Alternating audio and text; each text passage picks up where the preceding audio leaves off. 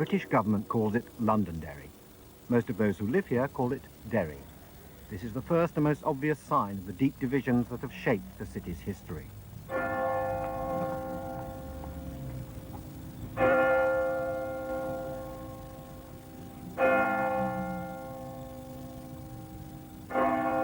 Reminders of war dominate. The great stone walls were built around a town called Derry nearly 400 years ago to protect the newly arrived colonists from England and Scotland, to whose settlement James I gave a charter and the name of Londonderry. Today's fortifications are the legacy of that decision.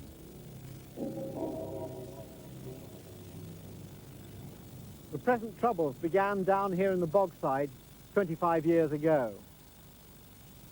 But Ireland never had it easy. 150 years ago, my own great-grandmother fled the country from the potato famines that claimed so many lives. My railway journey, which begins here in Derry at the northern end of the line, is in a sense two journeys. One tracing that best-kept of all transport secrets, the Irish railway system, and the other an attempt to trace the Palin line back to my own Irish ancestor. I begin this journey into the past by trying to catch up with the present, to find out what it feels like to live in the middle of such conflict and confrontation. Well, Derry seems to be undergoing something of a revival. There's investment in housing and tourism. They've restored a 2-mile stretch of the old Donegal Railway as a link line to the main station. It's here, on a 60-year-old rail bus by the River Foyle, I met Kate Bond, born and bred in the city. I mean, Derry to most outsiders, or Londonderry, I'm never quite sure which way you're supposed to refer to it, but I mean, it is synonymous with the troubles that, or the present troubles which began here 25 years ago. I mean, how did that affect your own childhood? How aware were you of what was going on? Well, I mean, you are aware of it. I certainly have a lot of memories of, coming home from school and being caught up in riots and tear gas. And I can remember getting stoned a few times because you're wearing a school uniform that denotes what school you're from. You're also aware of always the checkpoints and, the security presence and so on, but that has lessened over the years in Derry. What do you feel about the city now? I mean, what I've seen of it, it looks to be rather a fine city undergoing a bit of a regeneration. It's got shops, cafes, it looks pretty good. How do you feel about it now? I feel very, very positive about it now. I think a lot of money has come into Derry over the last few years, and there is a great regeneration, there's a great optimism, a great spirit about Derry now. What are the bad signs? Well, I suppose you'd have to say that the violence is continuing. 24, 25 years down the line, there's still over 3,000 people have been killed. And there's a lot of hurt, there's a lot of betrayal, there's a lot of mistrust, and that's all going to have to be worked through. You're very calm and sane about it all. How do you keep so calm and sane? I've been living here for 25 years. 25 years ago, the railways of Northern Ireland were fighting a rearguard action in the face of savage service cuts. Down in the Republic, the west of Ireland was virtually abandoned by rail. A direct line from one end of the railway system to the other, from Derry to Kerry, is 250 miles on the map, but 650 miles on the ground, snaking round the coast where the big cities lie. Mind you, if you're not in a hurry, this can be pretty good.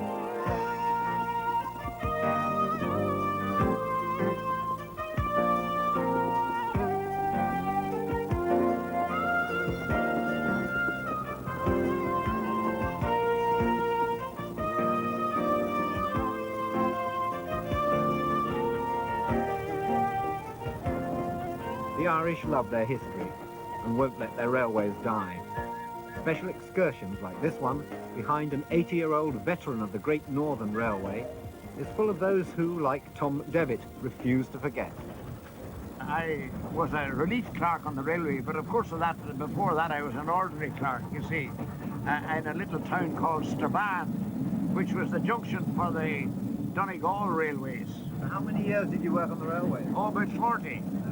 So. Do you remember this engine, this particular engine? Oh, I remember this engine. In fact, this engine is the same age as myself. It was built in 1900 and something or other, Something or other. And it's still going very well. And it's still going very well. So am I, for that matter. It's a lovely engine. They call it Sleen Gullion, and I'll tell you why. It's called after one of the mountains. You'll see it when you're going from Belfast to Dublin. It's on your right-hand side, Slieve Gullion. Well, this photograph I want to show you.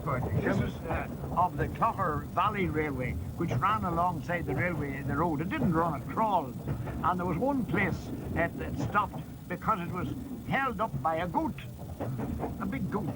Yeah. And the goat belonged to a woman, and they called her Maggie Coulter, or Maggie Coulter, you see. And the goat used to stay there. And the fireman used to pelt the goat with lumps of coal. And when Maggie thought that there was enough coal along the side for her to light the fire, she called the goat in, and the train went on.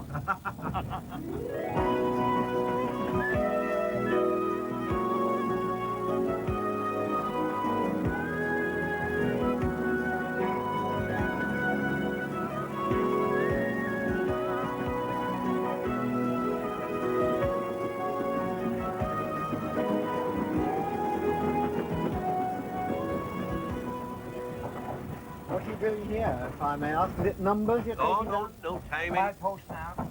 Timing the train, seeing what sort of performance the engine's putting up for the day. And up to now, she's been doing very, very well. She? What do you time it by? Your friend there looking out of the window, he's concentrating hard on what? On the mileposts. The milepost. There's a milepost every quarter of a mile, and we can decipher with our times and the stopwatches what speed we're actually doing over the quarter mile. How are we going? Very good. So are train enthusiasts sort of pan-Irish, non-sectarian? Oh, I would say that's all right, Michael, yes. It's a united front. United Front was first team.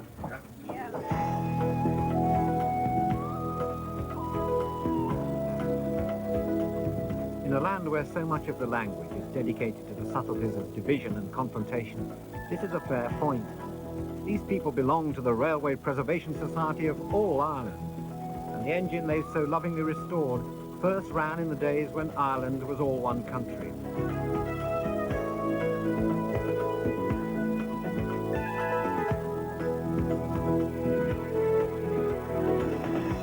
There is something about railways that unites. There's also something about railways that makes life seem tantalizingly simple. It's a world in which choices are made for you, courses mapped out, paths already plotted, and the direction is always forward.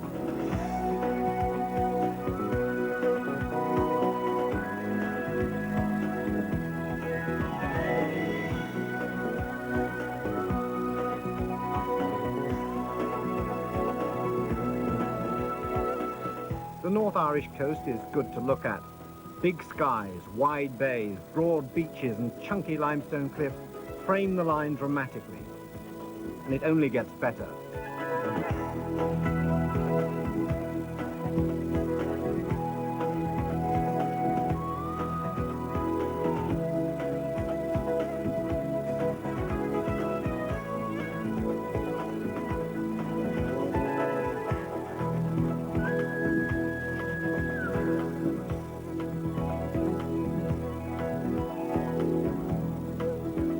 This is Dunluce Castle, perched so precariously on its cliff top that the entire kitchen once slipped into the sea while a meal was being prepared.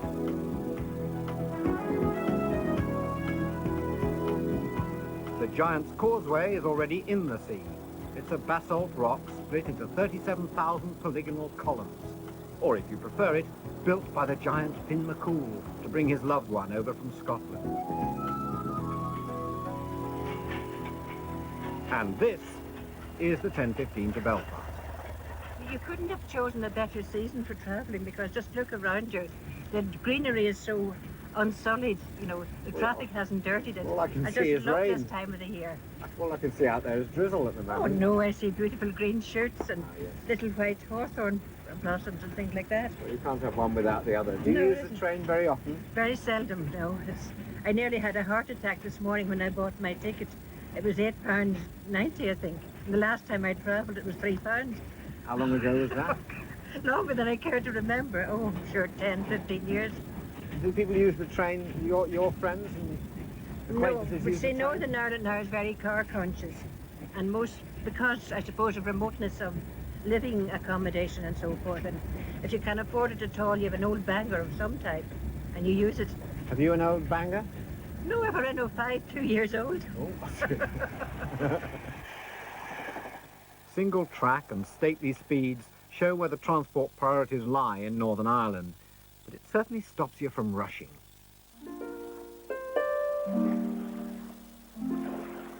I'd probably have missed this altogether if I'd been on one of those Euro Expresses. Shane's Castle, ancient home of the O'Neills, on the banks of Loch Ness, was destroyed by fire 170 years ago.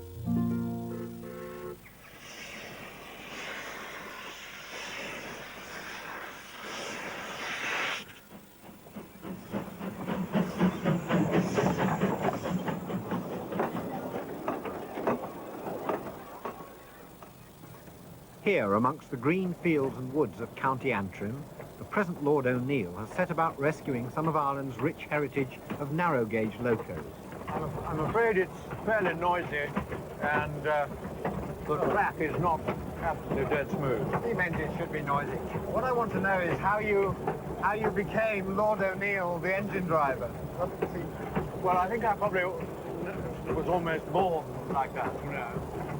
I kept my model railway going until I was getting on a bit, so we say, and put it away for a bit, and then as soon as we started having children, we got it out again. But no, I've always had a deep interest in railways. This is an extension of really playing with railways as a boy. Yes, it's a bit more than that in that, you know, it does provide, it's a tourist attraction. Yeah. But unfortunately, in the context of Northern Ireland at the moment, where tourists are still a bit scarce, it's not as good as it ought to be.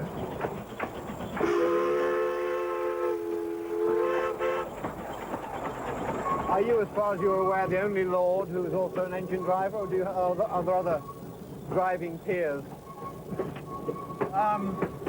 Well, there are one or two. I think we're a fairly small group, yes.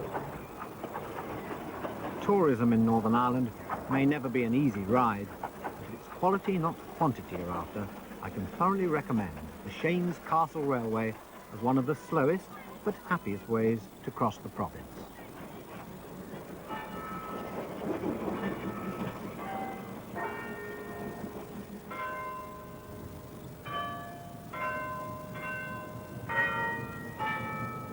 Belfast, capital of Northern Ireland, is one of my favourite cities. Certainly no contender in an urban beauty contest. What she lacks in looks, she makes up for in energy, courage and determination. Belfast not only lives with the daily problems caused by its fiercely divided communities, it contrives to try and live well. There's not an ounce of self-pity here, or a hint of self-apology. This soldier is a Belfast boy. To him, it's the best city in the world. Then why do some of its citizens still want to destroy it?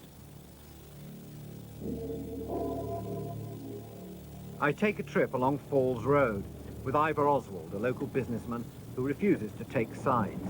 This is a totally nationalist part of Belfast. What, 100%? Be 100% nationalist and Catholic. And in fact, this had developed in the latter end of the last century, based on some of the linen mills, as the Catholic population came in from outer north of Ireland. What we've got on the right here? That, in fact, is a gable which depicts Bobby Sands, the hunger striker, and a hero. Starved himself to death. Absolutely, but would be a hero of a particular section of the community, because one has to recognise this is a community that is entirely nationalist, has its own tradition, its own culture, which hasn't entirely been respected over the years, which has led to all of the alienation. I mean, coming up the Falls Road, it really isn't what I expected. You know, it doesn't look like a war zone it's painted. I mean, there's school children coming home from school and little front gardens and hospitals and all that. I mean, well, it's a normality of its own. In fact, if you look around the streets, the Falls and the Shankill, people go about their normal business as you and I would in what really are predominantly working class territory. you don't have to look far behind the apparent normality of shops, schools and churches to see the signs of something peculiarly Irish.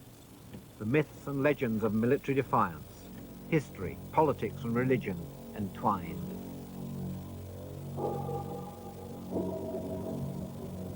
The root of the Northern Ireland problems is the fact that the Protestant Unionist community of Northern Ireland are a minority in the whole of Ireland, whereas the Catholic Nationalist community of Northern Ireland are the minority in the north. Each, in fact, fears the other. We are now entering Loyalist, Protestant, Unionist Shankill, which takes its name, in fact, from the Irish for Old Church, believe it or not, although we've come from a district which will speak Irish to a district that doesn't speak Irish. But the two of them are actually right back up, one against the other. Then. Cheek by jowl, totally juxtaposed, and now separated by peace lines.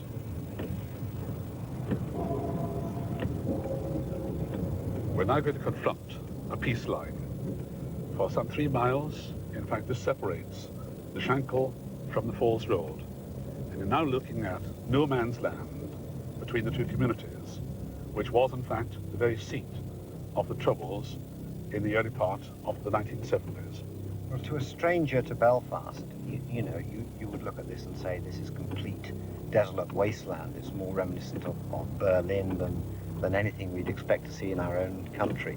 Is there anything positive at all about that? Yes, what you're looking at is each side has its own culture, its own tradition, and no one should travesty the fact that these communities have a vibrancy and a life of their own. But in reality, you're looking at two traditions, two cultures, two nationalities, and that is the essence of the problem. They tried to find a solution to the problem here at Stormont Castle, once the seat of government in Northern Ireland. They failed, and now it stands helpless and redundant. But it's not all bad news. A stone's throw from Stormont, the film industry is alive and well. The film industry of the 1950s, that is. Noel Spence built the Tudor cinema from a chicken shed in the garden of his suburban bungalow. His brother Roy, another Hollywood tycoon, explains. Within a radius of a very few miles of where we're standing, I would say there must be 15 to 20 home cinemas. You're joking, really? There's an epidemic of them in this area for some reason. Why? That's a very, very difficult question to answer. I've tried to analyse this myself, and it's difficult to know. About the 1970s, when cinemas in general were having a bad time, and cinemas in Belfast were having it even worse because of the Troubles. All right. I think in central Belfast there must have been about 2 or 3 cinemas to go to. Yeah. And about that time, people started to develop their own home cinemas. Yeah. Noel, manager and projectionist, explains his programme policy. Fringe films, I suppose you would call them. They're not mainstream films, but esoteric stuff like 50s JD movies, juvenile delinquency films from the 50s, or science horror films from the 50s. It's nearly all 50s films. Is that your particular taste? Yes, it is, which I inflict upon others, but they don't seem to object too much. Oh, there's an audience coming in tonight. Yes, there's an audience tonight, yes indeed. Does that mean that the other cinemas that run like this in people's back gardens and all that, do they all show different kinds of films? Are you in competition? Oh, no, absolutely not, no. Some people like to show musicals, and some show westerns, some show film noir from the 40s. I just happen to like the 50s and specialise in those particular B movies, they call them. And how do you rate the film tonight? I think the audience is going to enjoy it very much.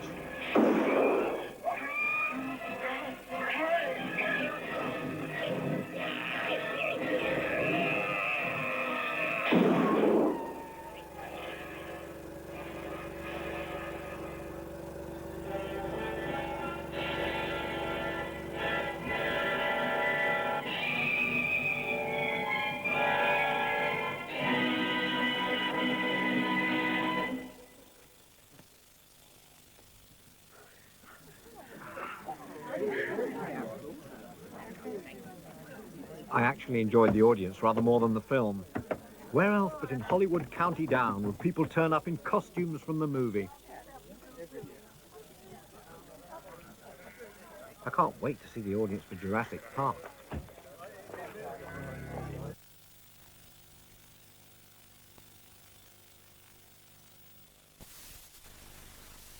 Holder of the title of most bombed hotel in Europe. For me, it's a short walk across the road to the Royal Opera House to meet its administrator, my old friend Michael Barnes. He's primarily responsible for my affection for Belfast, and it is a cruel irony that 3 weeks after we filmed, A 1,000-pound bomb went off at this very spot, blasting away the wall of his magnificent theatre for the second time in 3 years. But today our destination is the brand new Ulster Transport Museum. I'm afraid our fondness for Belfast is matched only by an excessive fondness for all things railway. What sort of vintage would this be? It's early 20th century, and would have been chugging around, no doubt, in the outskirts of Belfast, taking commuters in. What I liked about Ireland is there seem to be so many different railway companies, you know, different liveries, Donegal, and what's GNR? It is Great Northern, of course it was the Great Northern in England, but over here, this one, I mean, this wonderful coaches, Must this be Dundalk, Newry and Greenore Railway Company, and Britannia shaking hands with Hibernia? Yes, Greenore was a cross-channel port. And look at the sign, I mean, the variety of places that there are on there. Yeah, Strabane, alas, has no railway anymore. All gone. Signboard I've ever seen in the station. Build the station just to fit it. Ireland once had 200 separate railway companies. Mostly they required small engines for short distances, but they had their giants as well. This was the biggest. This was the biggest train, biggest engine to run in Ireland. Yes, and largely from Dublin to Cork. There were 3 of these. And the touching thing is that this magnificent locomotive, because it really is magnificent, was actually a present from the south to the north. And, nice, friendly gesture. Cross borders. Absolutely, they do. And it's in beautiful condition. And I think it could one day, steam again. Today's cross-border services leave Belfast for Dublin 4 times daily, and they're set to improve. £80 million is to be spent upgrading the Enterprise service, which is run jointly by North and South. Yet only 4 years ago, the terrorists tried to kill it off altogether. The response from both sides was the creation of the Peace Train by Chris Hudson from Dublin and Sam McCourtry from Belfast. It began in October 1989 when a group of people decided that the policy that the IRA had of bombing and disturbing the line between Belfast and Dublin didn't make sense, and it was time someone pointed this out to them and challenged it. And the way in which they were challenged was that a train was chartered, a big notice was put across the front of the Peace Train. It was filled with people from right across the divide, with academics, politicians, ordinary folk. And we made the journey then from Dublin to Belfast, and we brought the Dubliners north, and then we all went back down again, bringing the Northerners to the south to make a point. I mean, one of the nice things I had happen to me was recently there was a football match between the Republic of Ireland and Northern Ireland, and a gang of lads from the Shankill Road, which is in the heart of loyalist Belfast, called the Shankill Defenders Club, phoned me up and said, will you come to the match with us? And I went to the match, and I was up on the terrace with them, and they had Union Jacks and loyalist flags, but they carried a Peace Train banner. And one of the funny things was every time they held up a Union Jack, some of the Dublin supporters down on the lower terrace had apoplexy, screaming abuse of this Union Jack.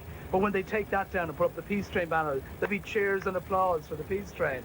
So in that sense, we like to claim that it's working.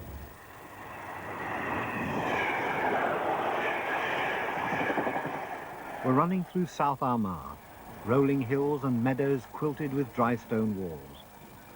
It's also bandit country, and the beauty can be deadly.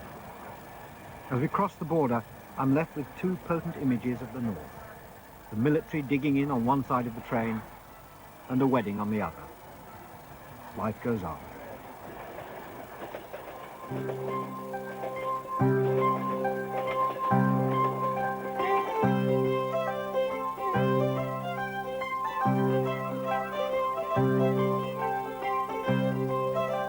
113 miles south of Belfast and twice its size is Dublin, once the second city of the British Empire, now the capital of the Irish Republic. Great British buildings like the post office are now shrines of independent Ireland, and though the streets and faces have a familiar feel to them, there are characters here who could only be found in Ireland, like Molly Malone's, ancient and modern. Anyone for tobacco? Anyone for tobacco?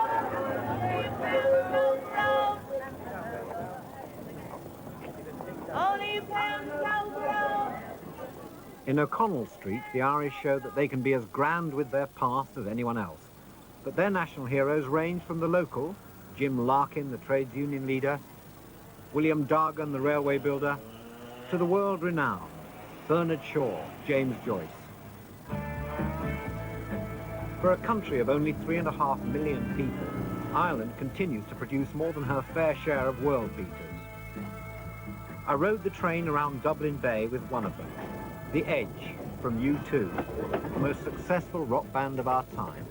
There's a combination of healthy disrespect for authority and traditions within the Irish that attracts them to things like music, rock and roll, and writing. If you notice all the great Irish writers, they tended to really take liberties with the form, you know, James Joyce being the obvious example. I mean, he almost created his own language out of the English language. Yeah. Oscar Wilde with his aphorisms and his whole way of looking at things was very much his own. Yeah. And I think that spirit of questioning, of not taking things on face value, of kind of being a little bit suspicious, has given the Irish a very particular way of looking at the world and of things that most other people just take for granted.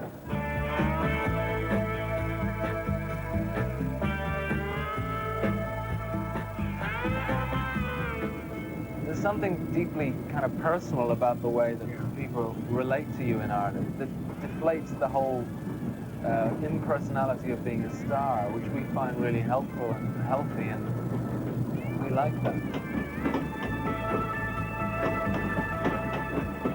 The whole idea of us being ambassadors of people looking to us for leadership or some clue as to where they should act or think completely terrifies us, and we really would much prefer that we're perceived as we are, which is just a rock and roll band. More than half Dublin's million-strong population is under 25 and growing every year. It's all a far cry from the dark days of the 19th century when young Irish men and women couldn't wait to get out of the country.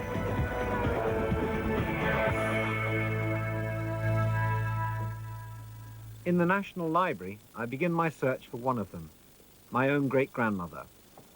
Her name was Brita Gallagher.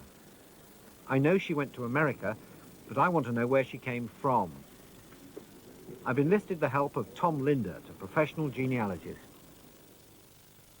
What we have here is the index of surnames, which basically delineates all the names throughout Ireland by county. Do you have any idea, was there family tradition as to where she came from, or? Well, I mean, it's sort of Tipperary and the West. I mean, okay. That's all I know is that she left at some time between probably 44 and 50 for America from, I think, Tralee. Yes. And someone told me there's a place called Blennerville, which is where a lot of people left from. Yes. Right? If she was from the area of like Cork or Tipperary, she could have left from Blennerville. She also could have left from Cork, or possibly she might have left from Limerick. There's avenues open. It all depends on what happened in her village at the time. Now, as you'll see here, there's the name Gallagher. And these just, is everyone in Ireland? Every family in Ireland is indexed in this by county. However humble. However humble, because these are just tithe payers or rent payers or whatever. They have to be recorded. It's like a census, only a little bit more general. They don't give biographical information. Do you know any other information that we can sort of try to narrow this down a little bit more? Well, I know that she went to the States and she was adopted, I assume adopted by a lady called Caroline Watson. She's sometimes referred to as her aunt, but we don't. I don't think it was her aunt. But she was Caroline Watson of Burlington, New Jersey. I know that much. Now, Watson is also an Irish name, so right there we have a clue. You don't think it's a clue because it happened on the American side, but you have to realize that oftentimes people who left Ireland went to people who they knew in America. So what the next thing? So she could have been. I mean, she could have been related. The aunt thing maybe was. Well, you know, that's something. But it gives us an opportunity to cross-reference the two names. That way we can look for a place in Cork, Tipperary, whatever, that has the surname Gallagher and Watson. So immediately we're narrowing it down. Is this sort of ancestor tracing big business? Yeah, it's amazing, actually. It is. And when I first started genealogy about 15 years ago, I always thought, well, I'm the only one who's interested in doing anything about my family, but as we started doing more and more research, it was amazing to see the growth. One of the things that helped our company particularly was Hibernian Research did Ronald Reagan's ancestry. He was brought up by a cowboy family. Well, amazingly enough, his ancestors were dirt farmers, but that's just a story generations earlier. How do you farm dirt? You move it from place to place. They moved. They moved with the work. That was just the phrase they used. Where there was demand for dirt, they moved for that. This is Trinity College, Dublin, founded at the time of Elizabeth I as a bastion of Protestant Anglo-Ireland. The people's religion, on the other hand, was always Catholicism, and the local priest is still very much at the centre of things.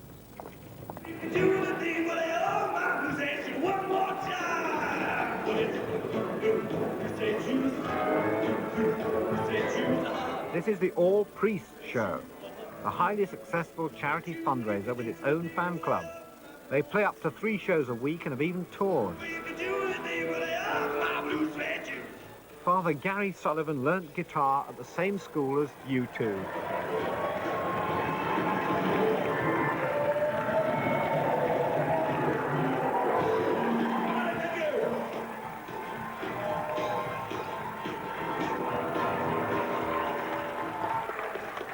Great. Well, ladies and gentlemen, I suppose some of you have seen the All Priest show before, and as you know, in the course of the evening, you're going to meet all sorts of priests. We got fat priests, skinny priests, hairy priests, baldy priests, all sorts of priests. So we usually start by singing a bit of a hymn.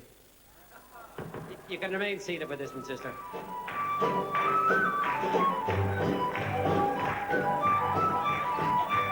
Not all the women of Ireland are happy with the Catholic Church. Abortion remains illegal here, and until very recently, contraceptives could only be bought on a doctor's prescription. But tonight is for entertainment, not politics, and the church displays an impressive determination to let its hair down. So sure it was Murphy outside the surgeon. The doctor said to Murphy says, I can't diagnose what's wrong with you, he says. It must be the drink. Murphy says, that's all right, doctor. He says, I'll come back on yourself. No, as a matter of fact, I was born in England, actually. I was born in England. Went to school in Scotland. Very tired when I got home. Last time, let's hear it. Sweet Caroline. Might have been the Guinness, or the sprightly company of Sister Eileen, but I found myself won over with Shameful Eve. I've been trying to believe they never would. Sweet Caroline. Good night, everybody. Sweet Caroline. Have a nice time now. You've been a lovely audience. Sweet Caroline.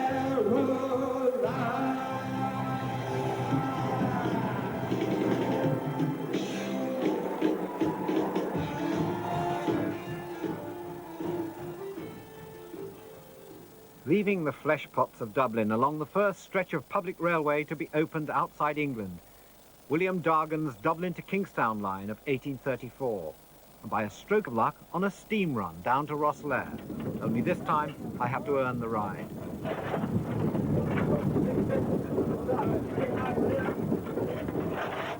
There's a knack to this that Fred Astaire would have been proud of. I can't tell you how old the driver is, but the engine's 71.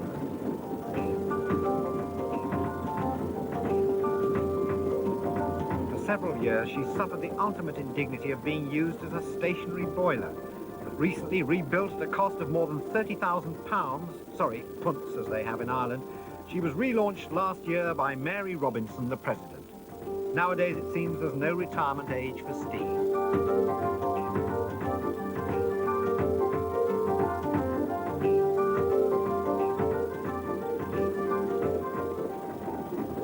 Into doing this in the first place? Well, meanwhile, back on the footplate, one of the trainee drivers is having second thoughts about his new vocation. They trained 8 of us last year as firemen. They trained 8 of you? Eight young drivers. So we're fully qualified diesel drivers.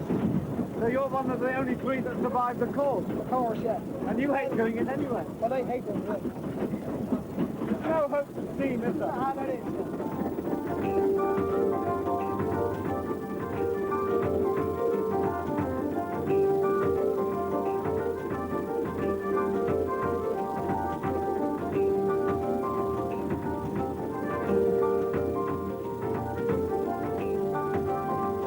After an exhilarating run along unspoilt coastline through the foothills of the Wicklow Mountains, we make a slow, triumphant progress through the town of Wexford. After which our arrival at the Roches ferry terminal is a sad anticlimax. What's more, it's Sunday, and from here on, Irish Rail is closed. There's nothing for it but to seek alternative transport. These boys look privatised.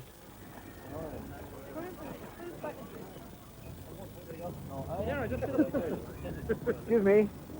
How you doing? I'm fine, except my plight seems to touch them deeply. And amazingly, I find myself co-opted to the Harley-Davidson Owners Club of Ireland.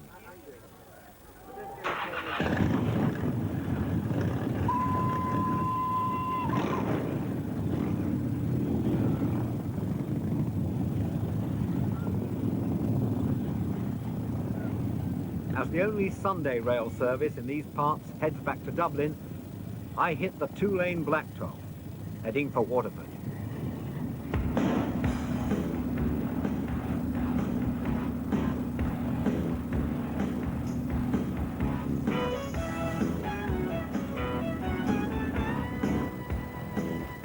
For some unexplained reason, South East Ireland is a mecca for bikers, and though most of my escorts soon get bored, Swifty, Eamon and Mike stay with me. Underneath the leather, they seem more Rotary Club than Hells Angels. We're all family, men. Really? What do you do? Well, I'm a bus driver. I drive for the local bus company here. So this is hobby, or more serious than that? It's a way of life. The bikes, the Harleys, they get into your blood, and that's it. They're there for good. And these are no ordinary hogs. The one Eamon's riding is an Electra Glide in blue, once owned by Sid Vicious. How much a bike like that be worth? Oh, about £8,000. Investment for the future. Yeah, sure, yeah. Are you coming with us to Waterford? Yeah, all the way. Okay. True to their word and his name, Swifty's railway replacement service delivers me well ahead of schedule on the outskirts of Waterford, where the pace changes quite dramatically.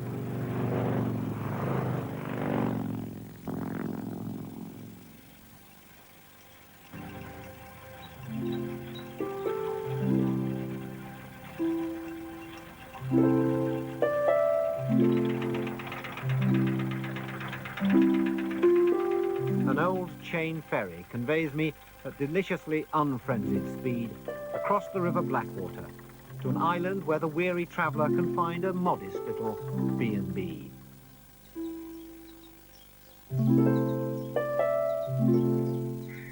Waterford Castle, with its layers of history as thick as the walls, seems an appropriate place to learn from my genealogist of his latest piece of detective work.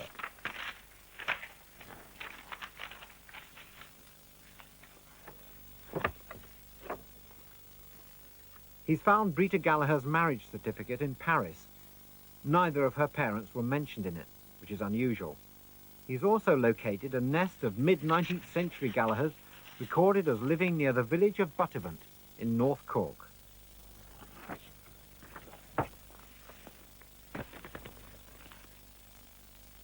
It isn't far away, and the journey can be done by train.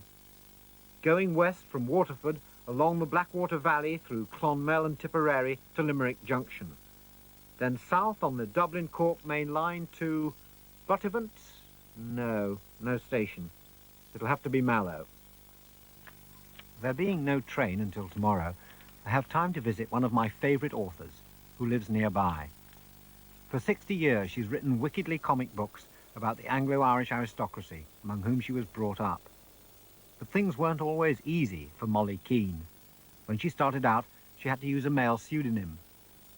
In my generation, you know, the whole thing was you got a row if you were talking like the servants sort of thing, which has really died out now, but still, most of the boys, most of the boys of those families were all sent to public schools in England. Eton, if they could afford it, Eton and Harrow or otherwise. The boys got a good education. Now, when you started to write, and you wanted to all. write, yes, I mean, you had to write under a boy's nothing. name. You see, everything was strictly, there was always the heir, and the girls didn't matter as long as he was all right. And that was very much the way of it. What sort of things did you write to start with? I wrote, I'm sure there is sentimental little pieces about the beauty of the great outdoors and about horses and about just no sex, no love. But then I came home, discovered my sister having a mild love affair. I was very jealous, age 17, and then got shut up in my bed, still in a state of jealousy, and thought, well, I'll write about life as I know it'll be when I'm a little bit older. But I never read my books again. I have a sort of a feeling that it's like that terrible verse in the Bible. Do you know the verse I mean? It talks about the dog returning to his vomit. Oh, that's always on my mind. Monday morning on the Tipperary line, and ancestor hunting begins in earnest.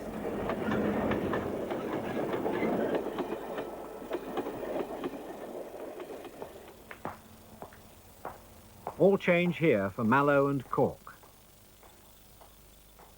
This is the longest platform in Ireland. Not many people know that. A chap who looked not unlike me said my great-granny left from Tralee. He made his prediction with so much conviction the BBC paid him to see. Train now arriving on platform number 1, serves Charleville, Mallow and Cork. The connection at Mallow for Bantier, Bay Street, Bradmore, Killarney. This is the fastest service on Irish rail, connecting Dublin with the second biggest city, Cork, in 2.5 hours. Unlike most other things in Ireland, it's marketed not for its past, but its future. Afternoon? Hello, sir. Would you like a set of headphones? I'll have everything you've got, yes. Okay. Well, first, I'd like to tell you about the seats. These seats are adjustable there for your own comfort. Yeah. Also, here at the table console, we have a light. Yeah. And then there's a light up above here. And I came to Ireland to get away from all this. She even offers me a fax machine, but I don't know. I suppose I'm old-fashioned. Hello, Tom. Yes, I'm speeding into the heart of Gallagher territory. Thanks very much for sending the material. I got it in the hotel in Waterford. Yeah, the Palin Gallagher stuff. Well, we're going down to Mallow, and then I'm going to check this place, Buttervant, out, and 1 or 2 villages round there, because North Cork seems good hunting ground for the Gallagher connection.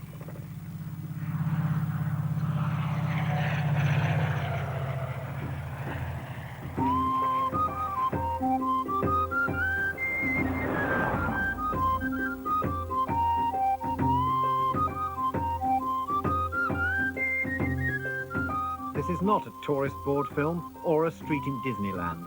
It's the village of Buttervant, and it proves that everything you heard about Ireland is true. I've been told I can't miss the local historian.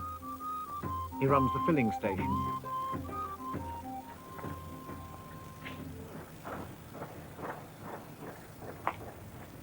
And the local shop.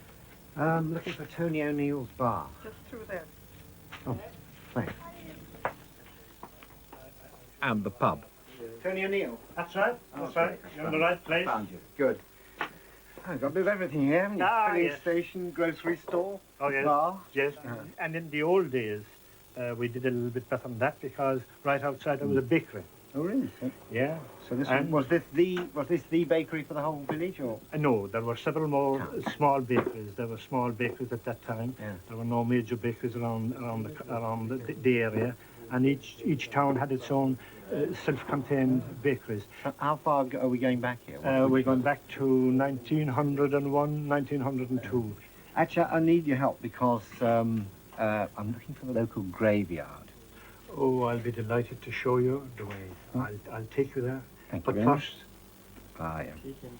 Can I send you up a lovely pint? Yeah. First things first. Look after the living. Slante. Slante.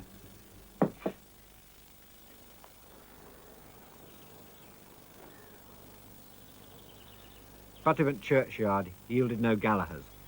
There might have been in the parish records, but they were either buried elsewhere or were too poor to afford a decent tombstone. It's a fine church. It is, and there's a very interesting thing about the church. As you see that steeple in the background, yeah, it is actually the steeple that created the word steeplechase. Two gentlemen by the name of O'Callaghan and Blake, believing to have the two best hunters in the country, had a wager as to who would reach the steeple of the St. Ledger Church in Donwell first. Yeah. And they just from outside the fence here, they took off over 4.5 miles of very rough country. First obstacle there, the Arbeg River flowing fast, ravine down and up, but they were prepared for this challenge, and they made the trip. They both survived, and O'Callaghan won the challenge. And as you can now see, the world famous word, steeplechase, a chase from the steeple of St. John's in Waterford to the St. Ledger Church in Donwell was born. Tony's comprehensive knowledge of everything eventually points me to a village called Glanworth, some 20 miles away. Here at last I found the name I was looking for. Gallaghers, who died in the 1820s. They could have been Brita's family, but there's no mention of any women folk, so there's no way of knowing. My ancestor remains frustratingly elusive. In fact, the closer I get, the more the options widen. Back at Buttevant, the shadows lengthen and the evening sport begins. This is the ancient and lethal game of road bowling. Basically, all you need is banknotes, bowlers, a 28-ounce cast iron ball, and a row. Bets are laid as to which team can get their ball 3 miles up the road quickest.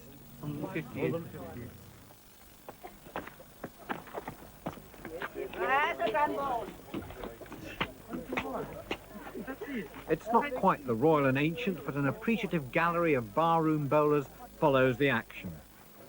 They even have stewards in crested blazers. This is serious stuff. That's one of the marks now, and his partner is throwing from this mark. That's where the first throw came to rest. It would be considered by our own standards a relatively poor throw. By normal standards, it's not a great What's throw. the distance between this and the other throw? 100 yards or so? No, it's not. It's only just under about 50 metres or so, you know.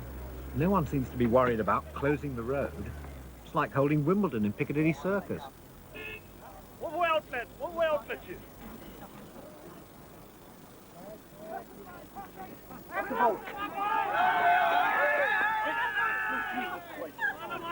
on, then. Come on. With the right technique and skillful use of the camber, bowlers like Christie can throw 250 metres or more. What's the skill needed? What do you need? You need Flick of the wrist. Not necessarily. The swing of the arm. You could see some very strong men and they have no power in the bowl, so just the flick of the wrist, really. Yeah. You spin it? You spin the bowl? Spin the bowl, exactly, yes. You would let it off the palm of the hand and over the top and flick there, like you would spin the bowl. Well, how did you learn? Sure, at a very young age. You know, we Your lived at a father very, very played? young age. He did, yes, way back centuries, yeah. It was always in the family, so. Okay, right. Started off at a very young age, that's the whole thing, to start doing up. Yeah. Let's get out the way, we're going to get hit.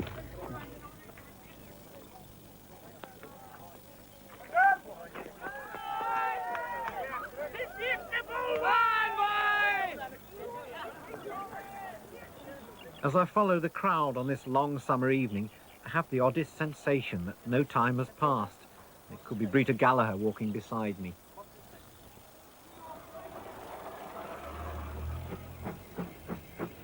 This is all that remains of the old Tralee and Dingle light railway.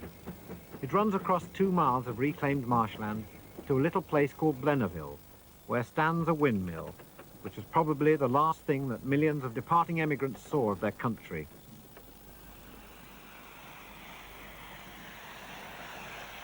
Blennerville is the most westerly station in Ireland. Truly, the end of the line.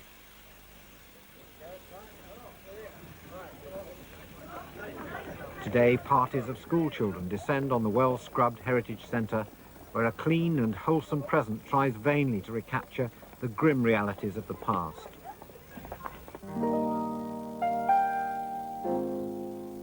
Between 1845 and 1851, 1.5 million people left Ireland, 18% of the population. From a land devastated by famine, they took to the oceans of the world in conditions so mean and filthy that the vessels were often simply known as coffin ships. My great-grandmother was among them. I looked through the Blennerville passenger lists in vain. They're not all complete. Some are in Cork or Derry or Limerick. Many more are held in the ports of entry. And I suppose I must face the fact that she may never have been recorded. But at least by going to Buttevant and coming here to Blennerville, I can imagine how it might have been and what she might have seen as she left her homeland forever, 140 years ago.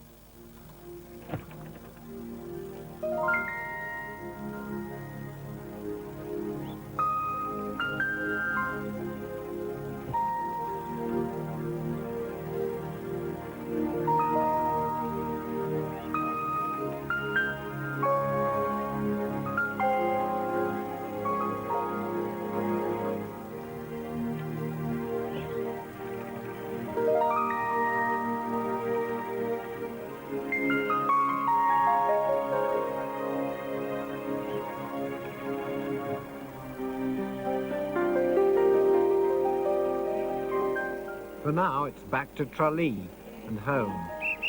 I've found what remains of the railways of Ireland, but I've still to find Brita Gallagher.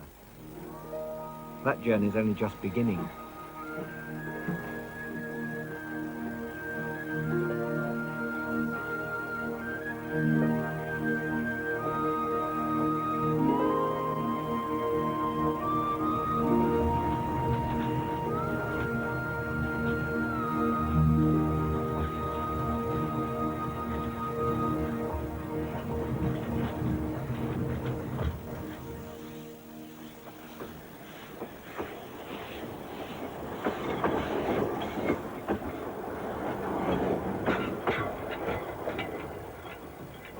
There'll be another great railway journey in a fortnight's time here on RTE1.